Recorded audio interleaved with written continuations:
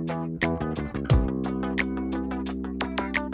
people, cut me out a board that I'm going to mount all my equipment on. I'm going to mount them on the board before I put it in the cabinet. So it's a lot easier. Once you mount everything here, then you can run your wires. You just stick this up in, boom, and that's what we're doing. People, I think this is the way we're going to have it set up. I think. So I got to measure out my wires and see where I'm going to put this monster. This thing here is a beast. It's like 80 pounds. I can't believe how heavy it is. But anyway, so what I'm going to do is I'm going to take these two shelves out. These two shelves are coming out. Right, and there's my fuse box. So the inverter is going to be on the wall directly right there.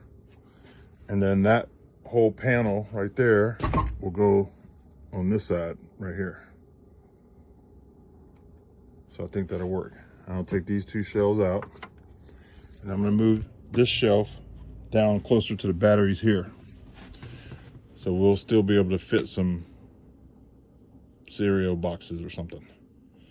All right, I'll keep you posted. Okay, I am pre-wiring all the equipment. I got it all mounted on my board, and I'm running all my cables. So once I slide this into the cabinet, everything's already hooked up. I just got to run certain wires to the inverter and the batteries. So I'm gonna make this all neat where it's all, you know, mounted on here nice. Mm-hmm. So it's easier for me to do this now than. Is there anything new in there to show them yet? Okay. We got,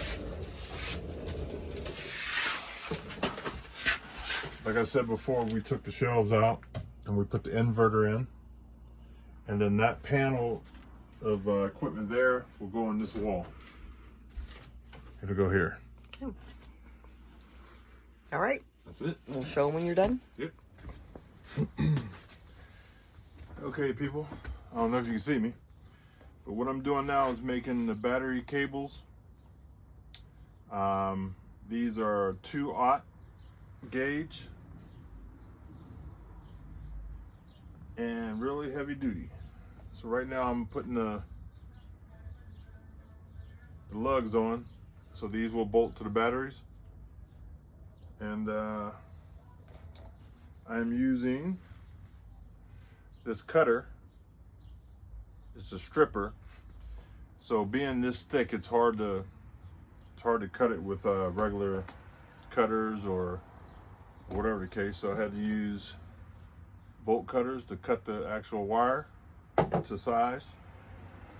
Now I'm using this tool to trim the coating off. I guess that's what you call it. So you put this on, it has a blade in there, as you can see. So it has a blade, and you go around it a couple times. And you don't want to go too far because it'll start cutting the actual wire inside. You just want to cut the rubber on the outside. So as you go around a couple times, you can feel it to start hitting the actual metal. Then on the end, it has a little slice. So you can put this in here, like this. And slice the edge. So on this side, it didn't cut all the way through. That's okay. So see, you get a pretty good cut. And then you put your lug on.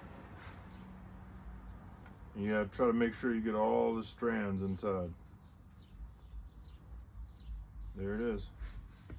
So once you get that on, then you crimp it with this hydraulic crimper. Now they make a couple different types. This one works really good so far. You put the, I'll show you. Make it easier, right? So I have to do this one. So you also want to make sure your lugs are turned the same way. So see how this flat here, flat there? I want to keep it kind of the same because this wire is real tough and it's hard to, you know, move around. So if you don't have those in the right spot, when you go to get the other side, if it's turned sideways, it's hard to turn it. So you want to, you know, keep an eye on that. Make sure you have them the same. So you slide it in here.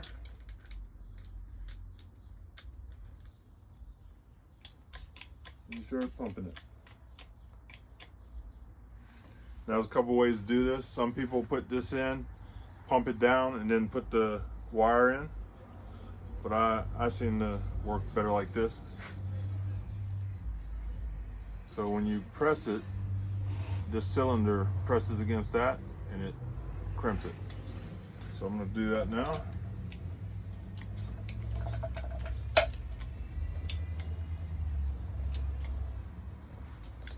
I'm gonna make sure you get a good crimp on it. Now I like to look and make sure both dies are pretty close touching. And that kind of tells me that as far as it can go. I'll give it a little snug. Turn this knob here and it loosens up.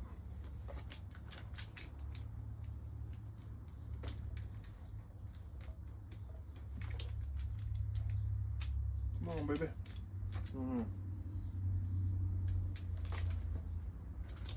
Okay, there you go. Pretty tight. On my first one, I went in and checked it on the vise. I put one end in the vise and pulled on the other side. So they're in pretty good. So now I will take my heat shrink. Now this heat shrink is kind of big, so it slide over the lug and the wire. So you got to make sure before you put the lugs on that your heat shrink will go over the top. Like on my smaller wires, the heat shrink was smaller, like this, and it wouldn't go over the lug. So you got to make sure you put it on the wire first. But I'm okay with this because this is pretty big. So I'm gonna put one on each side.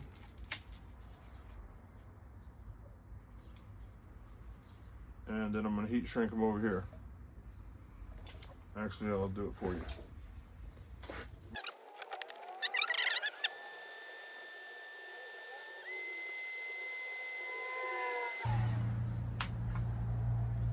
I don't know if you can see it, but if you look real close, you can see the glue starts to come out the edge. That's how you know it's ready to go. I don't know if it's in focus, but that's it.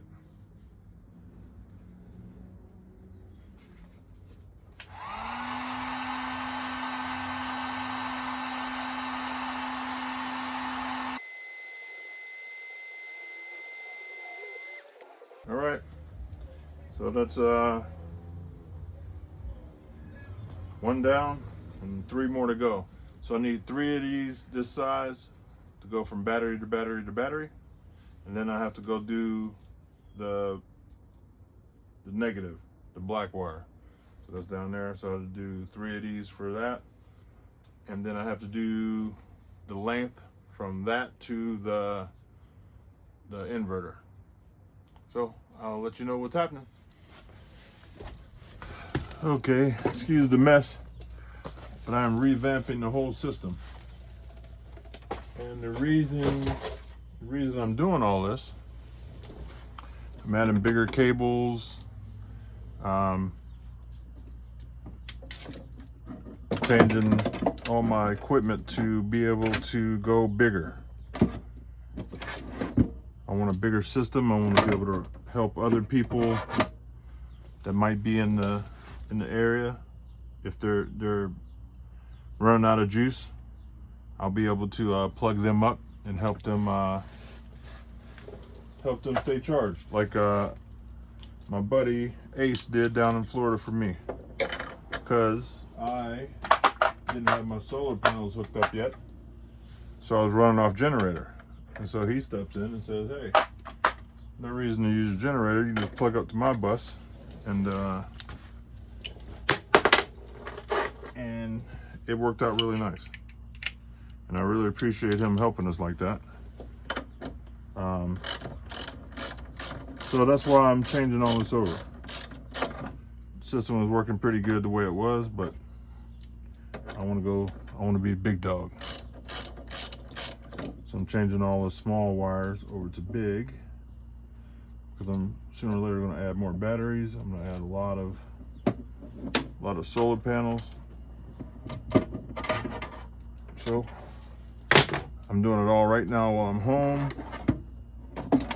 and I can get stuff done. All my tools are here, you know. So that's what we're doing.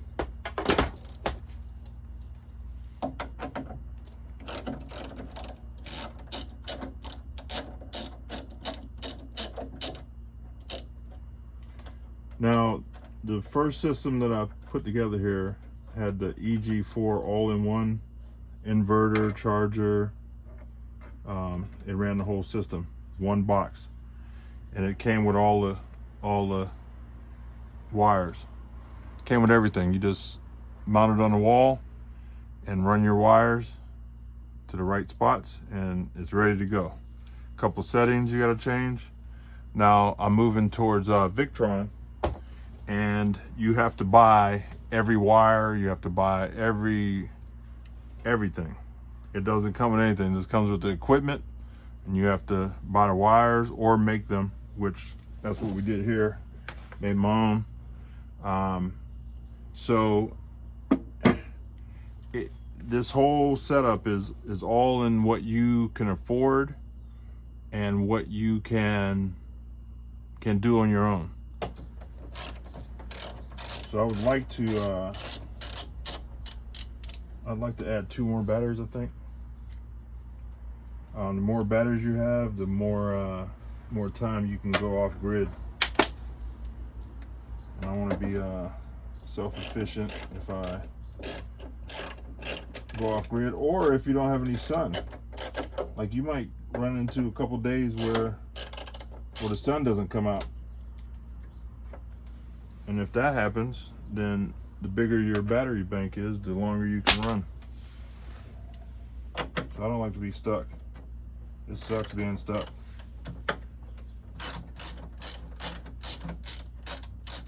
So here's another thing I'd like to say. You can buy all this equipment from different companies. So you kind of got to watch what company you buy it from. Some companies that sell you the stuff and they have no tech support, nobody to call. Like, if you buy some of this equipment off eBay or Amazon, there's nobody to call. So we went with Signature Solar, and I've had great interactions with them. Now, the first set of products I bought off of them, I was not a affiliate, and they walked me through everything I needed, what works with what, you know, because I'm new to all this, and they really helped me out. So I decided to keep using them because everything they, you know, told me was pretty much on par. But I wouldn't be using the equipment if it didn't work, and I would give a bad review if it didn't work. So if some of this new stuff I put in don't work right, believe me, you will hear it from the horse. But they've taken care of me, so I think I'll be good. You know what I mean? So these new wires are pretty tight. So make sure you put these on the same way, because as you can see, they don't move that much. They don't give you a lot of give. All right, so I'm gonna hook all this up, and I'll let you know what else is happening.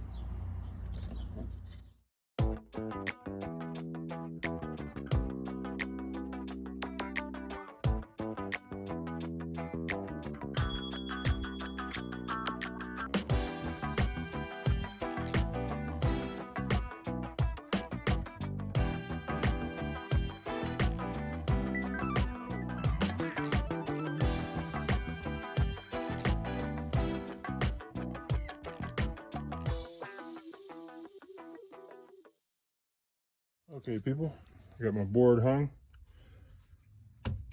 with all my goodies on it.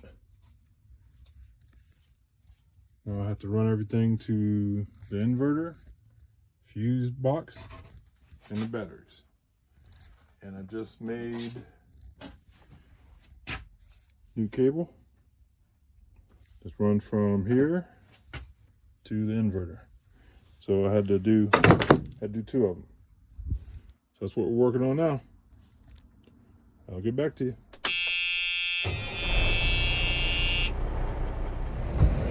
Sulphur Springs, Texas. And we are at Signature Solar. So this is their facility.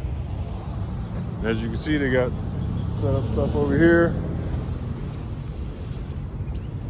And we're gonna go in. Now, we're gonna take a tour, but I don't think we're allowed to film in there. So I'm gonna just have to explain to you what we see. What do you think, babe? Yep. And we're gonna get some stuff and play around. All right. People, we are inside and I wanna show you a couple things that they got going on.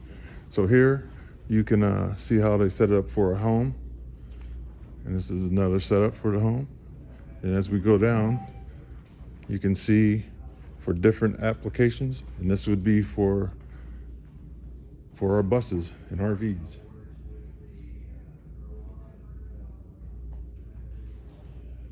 All right, so we're gonna walk around, take a tour. We can only video certain stuff because they're top secret in here.